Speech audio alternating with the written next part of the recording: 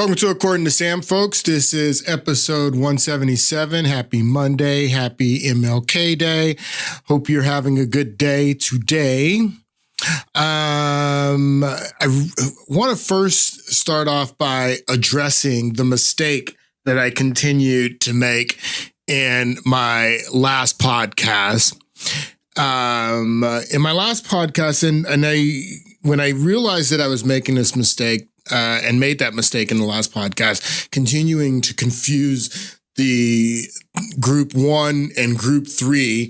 If you haven't watched the last podcast, I started the podcast playing the director of the FBI, pointing out that there were 3 different groups that participated in January 6th. There was group 1, the largest group, the group that we need to spend the least time talking about is what Director Ray said. And these were the hundreds of thousands of people that were there, that were peaceful, that started off at the Ellipse, listening to Trump speak that day, and then went down to the Capitol, and there was already chaos going down at the Capitol. And I was getting the groups confused. And what you guys got to understand is that I get really excited when I'm here, doing the show and giving you guys this truth. And I do make mistakes that I don't realize later. It's one of the downfalls of doing a podcast by myself. If I was doing it with another host and had someone to correct me when I made a mistake and say, hey, you keep confusing group 1 and group 3, it would be a lot better. But I hope that you didn't miss the point that I was trying to make in the last podcast. And the point that I was trying to make very clearly, group 1, the largest group, hundreds of thousands of Americans who went to Washington that day to exercise their First Amendment right, were peaceful. Group 2 intended to identify with group 1, but were led into the trap by group 3, and group 3 consisted of Ray Epps and other provocateurs who tore down the signs that said that the area was closed, that broke through the barriers, the weak perimeter, and they basically opened the doors for group 1 and 2 when they came down from the Ellipse. It was already chaos. The barricades were already moved. It was a trap. They set a trap for group 1 and group 2. Group 3 were setting a trap, is what happened. And I wanted to make that point. I also wanted to point out, we're going to get into some other stuff in this podcast, but I just wanted to clear this up. I wanted to point out, this is one of the videos that I played in the last podcast. Watch Ray Epps here. So you see we're going to talk about the obelisk today, but you see the Washington Monument here, the obelisk. The obelisk is in front of the White House. It's closer to the White House. So when you're at the obelisk, you're still 3/4 of a mile away from the Capitol. And this is Ray Epps. We need your help. As soon as President Trump stops speaking, we are going to the Capitol. The Capitol's in that direction. Let people know. Spread the word. Stop speaking. We are going to the Capitol, where our problems are. It's that direction. Please spread the word. All right, noted. Okay, but one more. So Ray Epps is down. I showed this last week. Expand this. Ray Epps is down here. You see the shadow from the obelisk right here. This is the Ellipse. So Ray Epps is all the way down here recruiting people to go to the White House. We're going to the White House when Trump finishes speaking. We're going to the White House. They started breaking into the Capitol before Trump finished speaking. So that means Ray Epps was down here, mile away, in front of the Washington Monument, the obelisk, recruiting people, telling them, hey, go down to the Capitol. As soon as Trump finishes speaking, go down to the Capitol. And then he managed to make his way after recruiting everyone to go down, make his way down, and he's there 20 minutes before Trump finishes speaking, and he's there for the initial breach. He's there whispering in the guy's ear who did the first breach 2 seconds before the first attack. This is the very first violence. Got into this debate with this guy on Twitter about this, and he was like, Trump set the fire. Trump, set the fire, and he's the one who's responsible. And I asked this guy, I was like, well, I know that set the fire is a figure of speech. Can you tell me what you mean by set the fire? And he said, well, if you think about January 6th as a fire, Trump is the one who ignited the fire. And I was like, well, how did Trump ignite the fire from a mile away?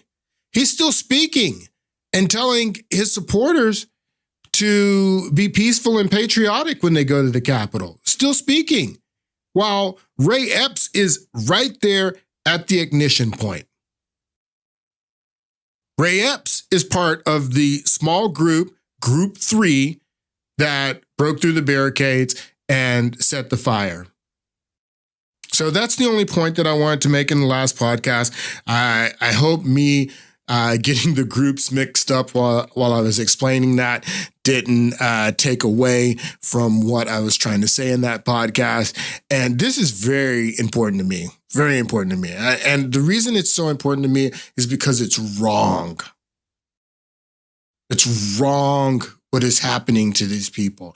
It's wrong that people that just went to Washington to exercise their First Amendment right got set up in a trap where this small group of provocateurs are busting through weak barricades that should have been more secure. They're tearing down signs, saying that the area is secure.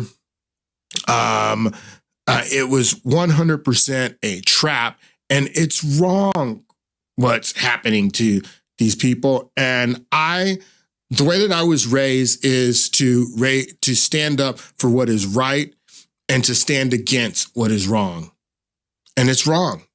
And that's why it's important to me. And that's why I will continue to cover this. There's still so much that you haven't seen and that you haven't heard that I will be covering at a later date, but it's wrong. And that's why I'm covering it. So today we're going to get back into talking about witchcraft. And if you remember in the podcast before the last podcast and the two before that, I started introducing this theme about wickedness and witchcraft. And I want people to understand that witchcraft is probably one of the largest and most powerful religions on this planet. And because of the way that they operate in secrecy, few people really understand the power and the influence of witchcraft. Now, as we get into talking about this, I want to reiterate that this religion of witchcraft is not only powerful and influential, this religion has penetrated the tops of all of our industries. All of our institutions are headed by these witches. Not only secular government institutions, but religious institutions are headed by these witches. These witches are everywhere, and they operate, again, in the shadows. There's a concept that I want to bring to your attention, and some of you may know about this concept. Maybe some of you don't, but the concept is crypto, and there are crypto Jews and crypto Christians, but also crypto Muslims. The word crypto in terms of crypto Judaism, so to speak, crypto Judaism is the secret adherence to Judaism while publicly professing another faith. This is very popular in Germany, and not only in Germany, all over the world. But during the Nazis' reign in Germany, if you were able to pass as Catholic, even though you might be Jewish, then you pretended in public to be a Catholic, but in private you lit the menorah, you observed Passover, you were a Jew in private, and that term is called crypto Judaism.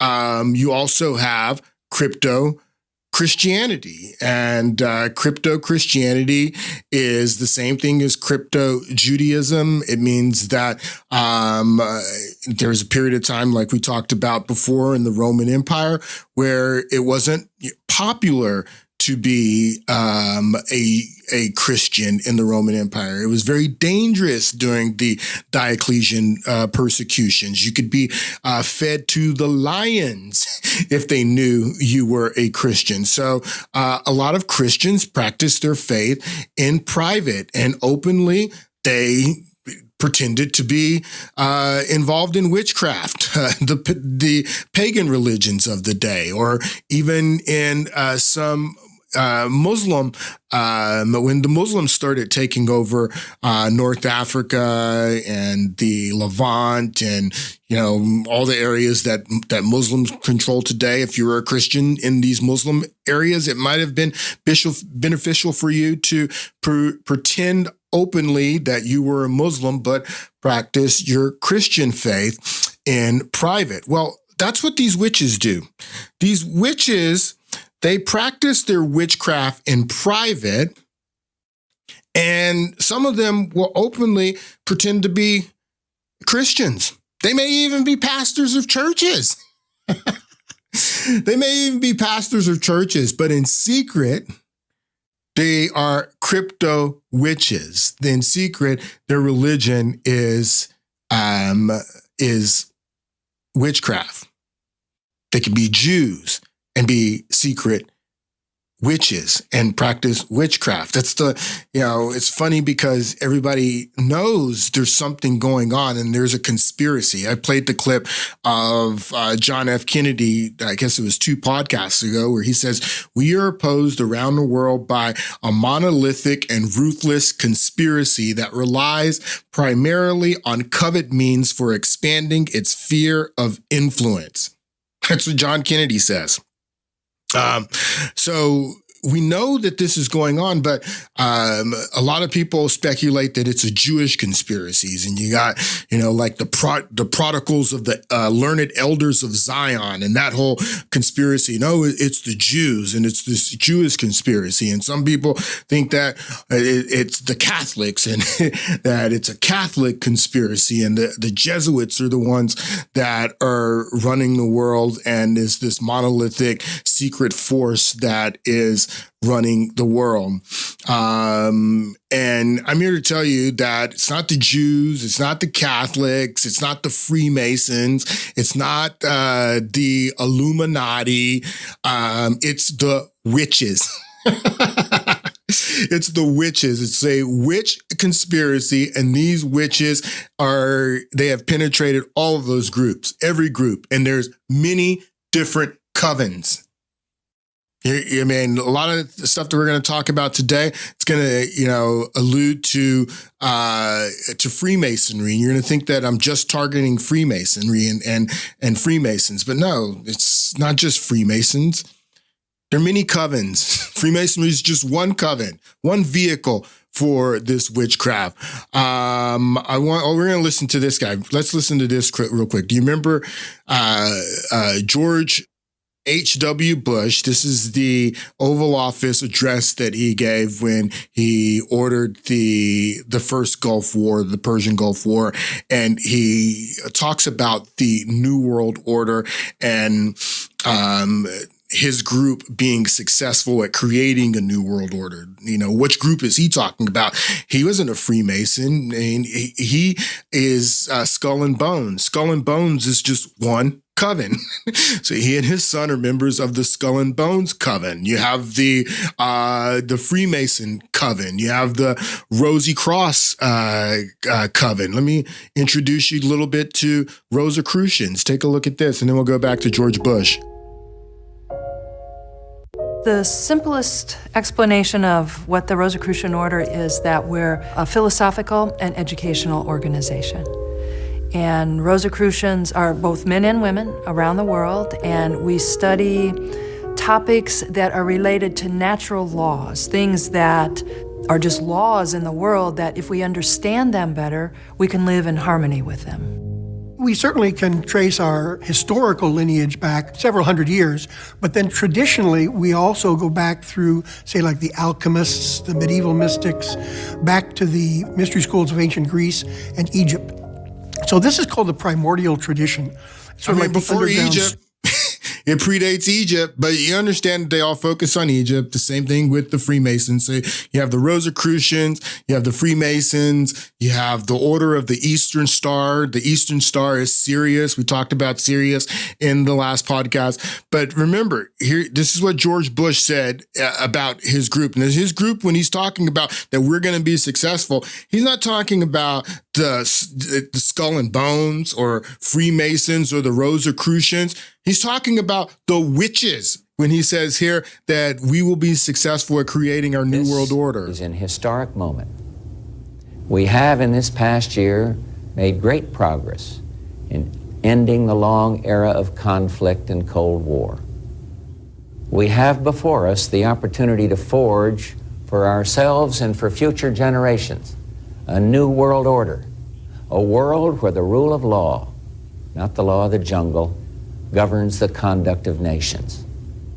When we are successful, and we will be, we have a real chance at this new world order, an order in which a credible United Nations can use its peacekeeping role to fulfill the promise and vision of the UN's founders.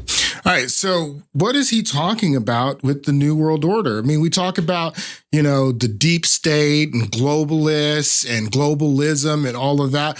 What is he talking about? What is the New World Order? Well, let's go back 2 podcasts ago. Again, 2 or 3, I'm not sure, when we talked about Saul Alinsky. But I brought to your attention the dedication that Saul Alinsky made to Lucifer in his book, The Rules for Radicals. And the dedication says, "Least we forget at least an over-the-shoulder acknowledgement to the very first radical from all our legends, mythology, and history. And who knows where mythology leaves off and history begins, or which is which. The first radical known to man who rebelled against the establishment and did so effectively that at least he won his own kingdom. Lucifer." Now, I ask you, what kingdom is Saul Alinsky talking about? Because the kingdom that he is talking about is the very New World Order that George H.W. Bush is talking about. It's the very New World Order. The New World Order is a kingdom, people, and it's the kingdom of hell. 100% the kingdom of hell is what Saul Alinsky is talking about here. The first radical known to men, and who knows where mythology leaves off and history begins, or which is which. The first radical that rebelled against the establishment so effectively that he won his own kingdom. This is what Albert Pike says in Morals and Dogma, that when they talk about God on the back of your dollar bill, and God we trust, the God that they're talking about is this guy right here, Lucifer. The New World Order that they want to bring in is the kingdom of hell. I'm telling you 100% that that's what these people want. And they're witches. Witchcraft is their religion. Now, let's talk about monuments, religious monuments specifically. This is, let's get this up. All right, so this is a monument of the Ten Commandments. See that? Ten Commandments monument, big stone monument to the Ten Commandments. And monuments like this have been attempted to and removed by the ACLU and other radical leftist groups have sued to have monuments such as this removed from courthouses and state buildings across the country. I mean, there's at least a dozen examples of this right off the top of my head. You see the headline here. This was in 2015. Oklahoma removes Ten Commandments monument from the state capitol. I guess it happened in Texas. This is a picture of Governor Abbott in front of a monument to the Ten Commandments, and the ACLU and other liberal groups have forced them to move these monuments because this is a religious monument. No one can doubt that this is a religious monument. The Ten Commandments goes back to the Jewish Torah. And I don't know if you guys understand this. We're going to get further into this when we start talking about Israel and Judaism, but Judaism is a religion. That's what it is. That's all it's about, is about their relationship to the God of the Torah. So it's a faith, it's a religion, 100%. And this is a religious, symbolic structure. This is a religious monument, the Ten Commandments. So when the ACLU and these groups, they go to sue these municipalities and say that you have to remove the Ten Commandments, they use the separation of church and state as the case law on a separation of church and state. There's nothing in the Constitution about the separation of church and state, but they use the First Amendment and the case law on separation of church and state. And they've been very effective in moving religious monuments out off of public property, a state building, a courthouse. You can't have religious monuments. You had the situation in Iowa over Christmas, and if you guys didn't hear that story, where I guess they had a religious monument or they had a nativity scene or something like that during Christmas at the state capitol there in Des Moines. And they had the nativity scene or something having to do with Christmas at the state capitol. So the Church of Satan, they come along and say, well, we want to put our religious symbol up. You have your religious symbol up. We want to put our religious symbol up. And I don't know if you know the story, but they had a Baphomet. I don't think this is exactly the statue that they had up in Iowa, but it was a statue like this, is the goat of Mendes, the Baphomet, the hand in the air with the hand going down below here. So as above, so as below is one of their founding philosophies. You see the hooves, the hooves, feet there. And then the children, of course, you got to have the children worshiping the Baphomet statue. This is a religious structure. This is a religious statue, just like the Ten Commandments is a religious statue. Here's one that I know a lot about. This is in my hometown. This is the Mount Soledad cross, and this is a hill in La Jolla that is one of the high points in the city that overlooks all of the beach area. And the leftists, they tried to remove this monument for years. When I first moved to Southern California, this was a huge controversy that they were trying to move this cross because this is public property and you can't have religious structures, religious statues, religious symbols on public property. So they tried to get them to move it. But if you notice here, this wall, they put this structure up of, soldiers that had passed away in the military. You can see this shot of the Mount Soledad cross there. So they put the images of the soldiers there that had died in battle, and they made this a memorial. And the Supreme Court ruled that they could have the cross there because it was a memorial. Because there's one place in public property where you can have religious symbols, and that's at a memorial, because religious symbols belong at a memorial. So because they made a memorial out of this, the Supreme Court said that you can't force them to move or remove the cross because it's a memorial.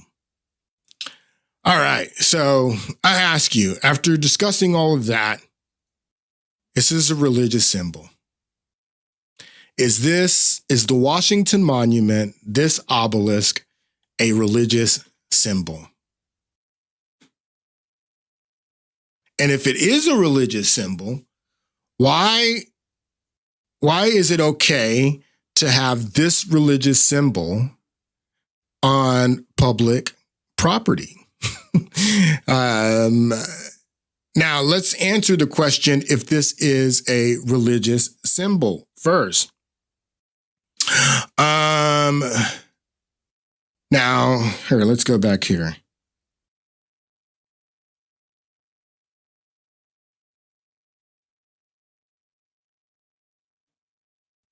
All right, so I saw this online, and I don't know how I feel about this. This is a cross where the Washington Monument is, and it's got Jesus crucified to the Washington Monument is what it looks like. But this is 100% a religious.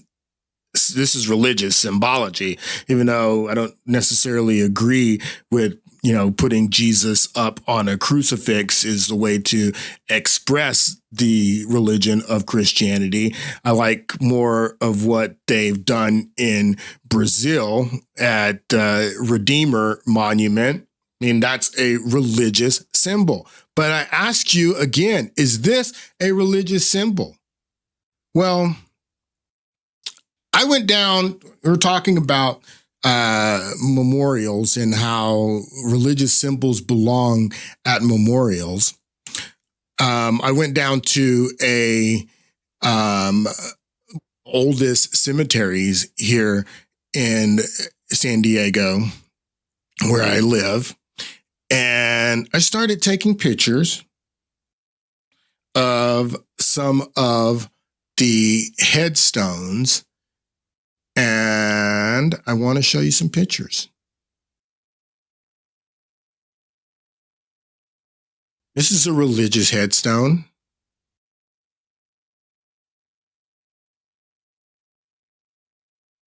You can see the Madonna there, Jesus' mother, Virgin Mary. And you can see the rosary that somebody has put on this headstone. This person is religious. What do you think this is back here? What do you think this large structure is right here in the back? I'm going to show you what that is here in a moment. Let's see some more of these. Here's some more. You can see the cross.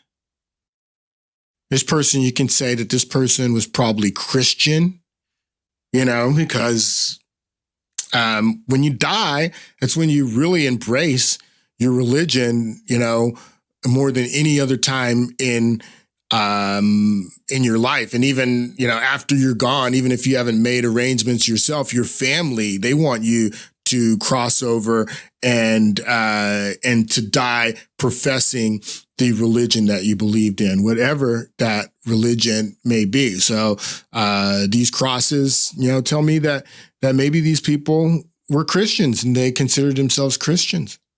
Let's see, we got some more here.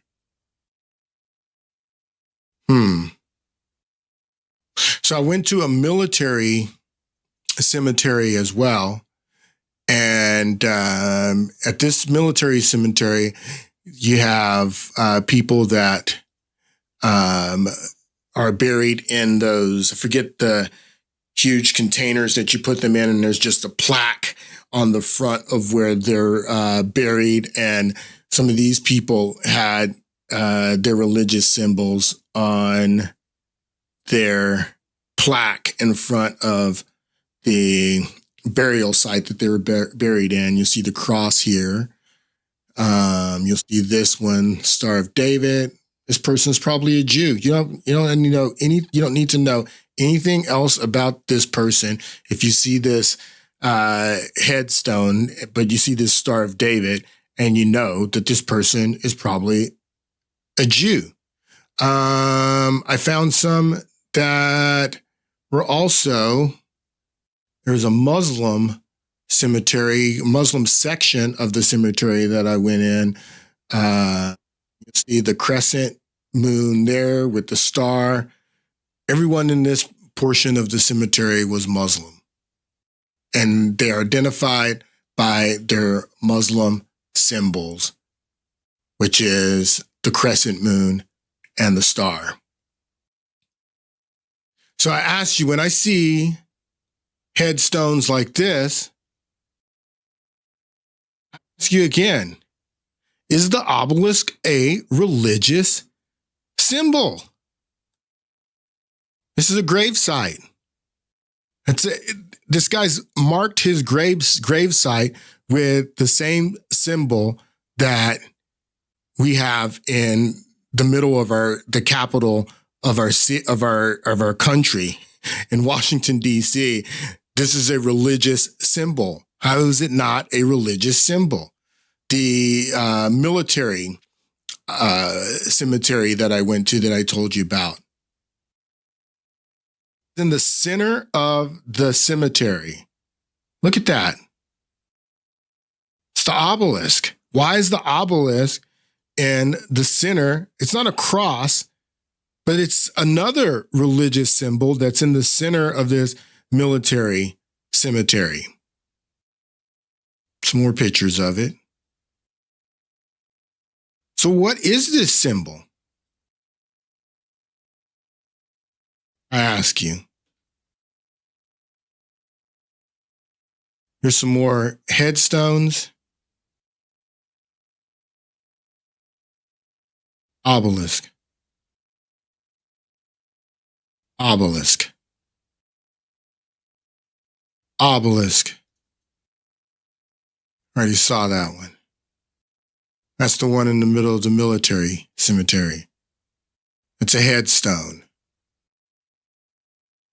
So I found this whole section in the cemetery, the oldest cemetery in San Diego that I went to and I told you about. And there's this one section, just like there is a section in the cemetery devoted to Muslims, and everyone in that section of the cemetery was Muslim. Where there's this section of this cemetery where it's devoted to the witches, and everybody that is buried in this section of the cemetery is a witch, and you know them. Now let's find one. By the symbols on their headstones. I want to find one of the Eastern Star. There's Eastern Star right there. It's going to be, you see this star right here? It's a 5-point star, but it is upside down. Let me show you what the order of the Eastern Star. And the Eastern Star, like I said, we talked about Sirius from Sirius XM, talked about their logo, I think in the last podcast, but or the podcast before that.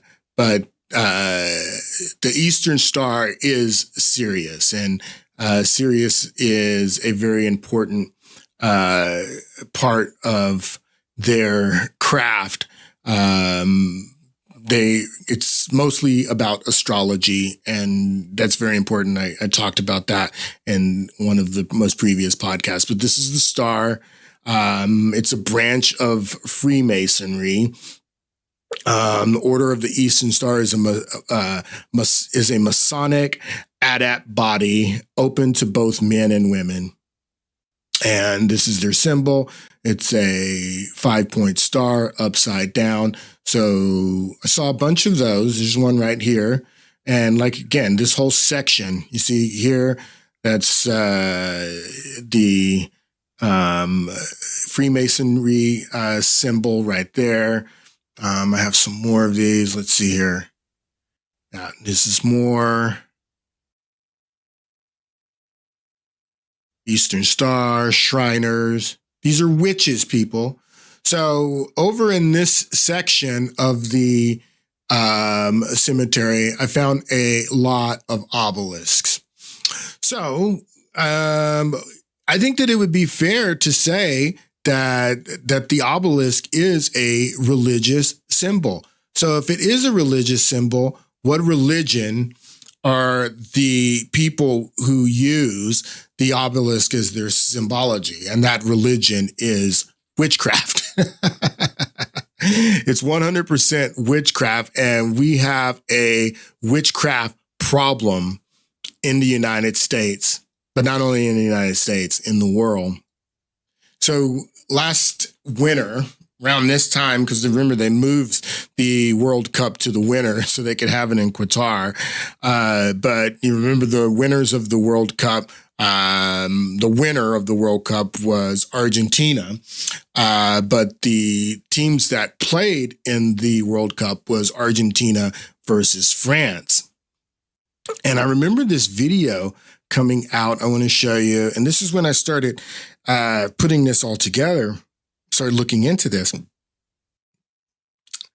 Like, what is going on here? Why is this religious symbol all over the world? And it is like at the center of, our major cities all over the world. It's at the center of every capital. It is at the center of the Vatican, which is a religious institution. What is going on with this religious symbol? And this is the video that I'd already been thinking about this, but this is the video that got me into like, you got to research this because there's something going on here. So this is the celebration in Argentina and Buenos Aires after they won the World Cup. And you'll see the obelisk is there at the center of the city. They're all celebrating around the obelisk. And then if you go to France, this is the celebration in France, the team that's the runner-up. And they're there down at the Palace of Concord, and you'll see that the Luxor obelisk is at the center of their city. You also see the dome back here. Same thing with the Washington Monument. You'll notice that the dome structure is always here, along with the obelisk. Also, at the Vatican. You know, the Vatican has one of these dome structures with the obelisk. So those two are together. So I started asking the question, how many of our major cities have obelisks at the center of their cities? This religion, how many of our major cities, and how vast is this world religion? This religion of witchcraft and their symbol, the obelisk. I started asking that question. And if you start doing this research, you'll find that this structure is everywhere. The obelisk is this religious symbol, is all over the world in our most prominent cities, in even, you know, like I said, the Vatican. It's in all over cemeteries, major figures using this symbol as their headstone. It's got to be a very significant religious symbol for it to be everywhere. It's ubiquitous all over the world. This symbol, this obelisk, what is it? We'll read here. It says, obelisks were prominent in the architecture of ancient Egypt. And I'm going to show you that this structure dates back even before ancient Egypt. But obelisks were prominent in the architecture of ancient Egyptians and played a vital role in their religion, placing them in pairs at the entrance of temples. The word obelisk, as used in English today, is of Greek rather than Egyptian origin. Because Herodotus, the Greek traveler, was one of the first classical writers to describe these objects. Herodotus is the first person who coined the word obelisk. And a number of ancient Egyptian obelisks were known to have survived, plus the unfinished obelisks found partly hewn from its quarry at Aswan. These obelisks are now dispensed around the world, and fewer than half of them remain in Egypt. So these witches went and took all these obelisks and from Egypt and took them all around the world, and they created and resurrected, or not resurrected, but they created and recreated other stone structures like the obelisks in Egypt. I think this one is the one in France, is an original from Luxor that was brought to France, probably by Napoleon, because Napoleon, and I'm not sure that I know, but I know Napoleon was a huge Egyptologist. So I think this is an original from Egypt that was taken all over the world. And you have the ones like in Argentina and the Washington Monument that are recreations of the obelisk. So the word obelisk is not the original word. And the original word is tekinu. Here, let's go back here. Tekinu is what these things were called back in Egypt. And tekinu means to pierce. Basically, these are needles, and that's what they referred to them at, to pierce, as in to pierce the sky, tekinu. This is sun worship. This goes back to what I was telling you 2 podcasts ago about when you see the sun in many of these logos. This goes back to sun worship, and you'll see the bull in many of their logos. This goes back to the age of Taurus. Sun worship and the age of Taurus is, in essence, what, and astrology in general is, in essence, what their religion is about and what this witchcraft is about. Take a listen to this. It is a tall, four-sided narrow tapering monument, which ends in a pyramid-like shape or pyramidion at the top. Originally, they were called tikenu by their builders, the ancient Egyptians. The Egyptians would embellish all four sides of the obelisk shaft with hieroglyphs that included religious dedications, most commonly for the sun god Ra, as well as tributes to the rulers. So this is a religious symbol. There should be no doubt about that now, that this is a religious symbol. And it is dedicated to sun worship and the sun god, in Egypt, Ra, but sun worship goes back long before Egypt. And we're going to talk about the origins of this and the origins of sun worship and all of this worship of the sun and the recreation of the sun gods. We're going to talk about that when we get into Mesopotamia and Sumeria and start talking about this, the origins of this worship, probably in the next podcast. But this is sun worship. This is a religious symbol. There should be no doubt about that.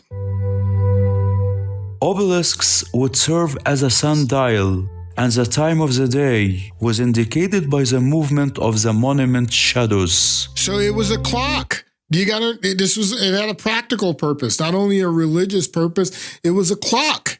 If you go back to this video that I was showing you earlier and you can see the Washington Monument. You can see up here the shadow that it's casting. So at every moment of the day, the shadow that it's casting moves around in this circle. So they were able to tell what time it was by using the obelisk as a clock. So obelisks had a practical purpose. They were essentially a way to tell the time by reading the shadow that it made. One of the most basic symbolic meanings of the obelisk was as an image of the sun's rays. Solar worship was a prime religious belief among the ancient Egyptians. Solar worship was a prime religious belief, the worship of the sun. Going back to the origins of human civilizations, the worship of the sun is essentially what these witches are all about. It's sun worship, moon worship, the stars, the constellations. That's what this is about. Phallic symbolism was quite common in ancient times. It's also a phallic symbol that the obelisk, the tikenu, also represents a penis. That is why you see the obelisk with the dome. That's what the dome is. So the dome represents the feminine and the obelisk represents the masculine. It's the phallic symbol, and then the dome represents the feminine. That's why this is in France. You see the Luxor obelisk, and then you see the dome. This is in the Vatican. You see the Vatican obelisk, and then you see the dome. This is in D.C. You see the Washington Monument obelisk, and then you see the dome at the Capitol. This represents the masculine and the feminine. This is a phallic symbol that represents a penis. And was often depicted in architecture. The obelisk is often considered to be such a phallic symbol, signifying the masculinity of the earth. The obelisk here symbolically represents Geb, the male god, Earth, who sexually contacts with Nut, the female goddess, the sky. So that Geb and Nut, that's what I'm telling you right here. Geb, Nut. Geb, Nut. Geb, Nut. So the obelisk represents the masculine, the dome represents the feminine. Hold on. Hence, life goes on. Yeah, That's what it's about. So, and then the Egyptian story of the phallus goes back to the story of Set and Horus and their deities. That's the Eye of Horus. Hold on, I want you to see this TED Talks where they explain exactly what the story is about Osiris and his 13th member. It was a feast like Egypt had never seen before. The warrior god Set and his wife, the goddess Nephthys, decorated an extravagant hall for the occasion with a beautiful wooden chest as the centerpiece. They invited all the most important gods, dozens of lesser deities, and foreign monarchs. But no one caused as big a stir as Set and Nephthys' older brother Osiris, the god who ruled all of Egypt and had brought prosperity to everyone. Set announced a game. Whoever could fit perfectly in the chest could have it as a gift. One by one, the guests clambered in, but no one fit. Finally, it was Osiris's turn. As he lay down, everyone could see it was a perfect fit. Another win for the god who could do no wrong. Then, Set slammed the lid down with Osiris still inside, sealed it shut, and tossed it into the Nile. The chest was a coffin. Set had constructed it specifically to trap his brother and planned the party to lure him into it. Set had long been jealous of his brother's successful reign and hoped to replace him as the ruler of all Egypt. The Nile bore the coffin out to sea, and it drifted for many days before washing ashore near Byblos, where a great cedar grew around it. The essence of the god within gave the tree a divine aura, and when the king of Byblos noticed it, he ordered the tree cut down and brought to his palace. Unbeknownst to him, the coffin containing Egypt's most powerful god was still inside. Set's victory seemed complete, but he hadn't counted on his sisters. Set's wife Nephthys was also his sister, while their other sister, the goddess Isis, was married to their brother Osiris. Isis was determined to find Osiris and enlisted Nephthys' help behind Set's back. The two sisters took the shape of falcons and traveled far and wide. Some children who had seen the coffin float by pointed them to the palace of Byblos. Isis adopted a new disguise and approached the palace. The queen was so charmed by the disguised goddess that she entrusted her with nursing the baby prince. Isis decided to make the child immortal by bathing him in flame. When the horrified queen came upon this scene, Isis revealed herself and demanded the tree. When she cut the coffin from the trunk and opened it, Osiris was dead inside. Weeping, she carried his body back to Egypt and hid it in a swamp, while she set off in search of a means of resurrecting him. But while she was gone, Set found the body and cut it into many pieces, scattering them throughout Egypt. And cut it into 13 pieces to be exact. He says many pieces here. I think it is very important to know that Set, and this is all part of their religious mythology, Egypt's religious mythology. I'm going to show you that the obelisk, this sun worship, and a lot of this religious mythology goes back and predates Egypt. But I just wanted you to understand that 13 pieces is what Osiris was cut into. Isis had lost Osiris for the second time, but she did not give up. She searched all over the land, traveling in a boat of papyrus.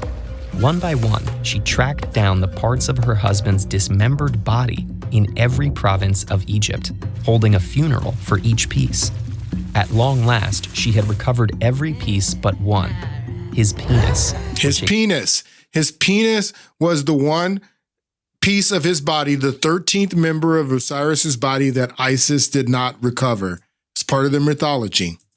Last, she had recovered every piece but one, his penis, which a fish in the Nile had eaten. Working with what she had, Isis reconstructed and revived her husband. But without his penis, Osiris was incomplete. He could not remain among the living, could not return to his old position as ruler of Egypt. Instead, he would have to rule over Duat, the realm of the dead. The realm of the dead, Duat, is where Osiris went without his penis, basically hell. And that's what another representation of this obelisk is Osiris's 13th member. It represents Osiris's penis. And then it also represents the masculine and the feminine with the dome. It was also used as a timepiece to tell what time it was, so it had the practical meaning. This was the use of the obelisk, and it is a religious symbol. It's a religious symbol, like I keep telling you, that dates back before Egypt. In the Bible, you will find the term sacred pillars over and over again, even before Egypt, going back to ancient Mesopotamia, talking about sacred pillars. And I'm going to go over the cornerstone ritual with you guys too. I don't have time today, probably in another podcast, but the cornerstone ritual is very important. It's all about sun worship. Again, not only sun worship, but worship of the moon, the stars, the planets, the constellations. This article, really interesting. If you look at the back of your dollar bill, you'll find the Great Seal, and it says Novus Ordo Seclorum, which means the new order of the world. Seclorum, secular, is where we get the word secular, worldly, the new order of the world. Now, this is on the back of your dollar bill. This is the seal, the Great Seal of the United States. It's an incomplete pyramid with the eye in the pyramid hovering over as the capstone. This eye is the Eye of Horus, is what that eye represents, the Eye of Horus. And this is the symbology on the back of your dollar bill. The new order of the world. This is the new order of the world that George H.W. Bush was talking about, that I played in the beginning of the podcast. I'm about done. I'm going to put this article in the show notes on the website if you want to read it. This article is hilarious. I'll read a little bit for you here. It says, why is there a floating eye on the $1 bill? And this article was written on January 12th, just a few days ago, 2024. It starts off, if you were to look at the back of a dollar bill, you'll likely notice a few things, and you will likely notice a few things.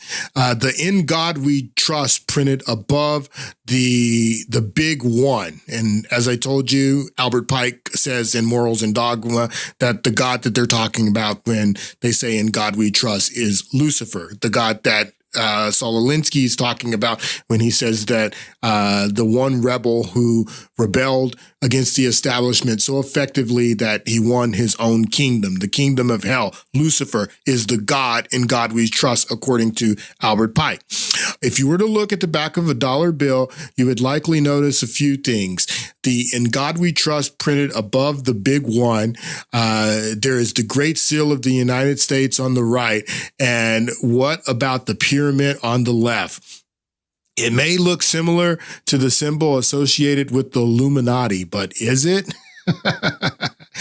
And then it goes into talking about the Bavarian Illuminati, which we will talk about on this show at a later date.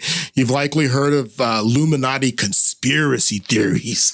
There was a real group, the Order of the Illuminati, a secret society founded in Bavaria in the 18th century by Adam Weishaupt, to advocate for secularism. That was the mission of the Illuminati when Adam, this is what this article is saying, is when Adam Weishaupt founded it, that it was to advocate for secularism. No, it was to advocate for something else. I'm going to tell you when we get to it.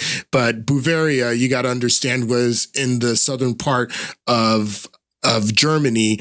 And in the 18th century, Germany was still very much involved in a religious war between Protestants and Catholics. And in the southern part of Germany is where the Catholics had a stronghold, particularly in Bavaria, where Adam Weishaupt created the Bavarian Illuminati.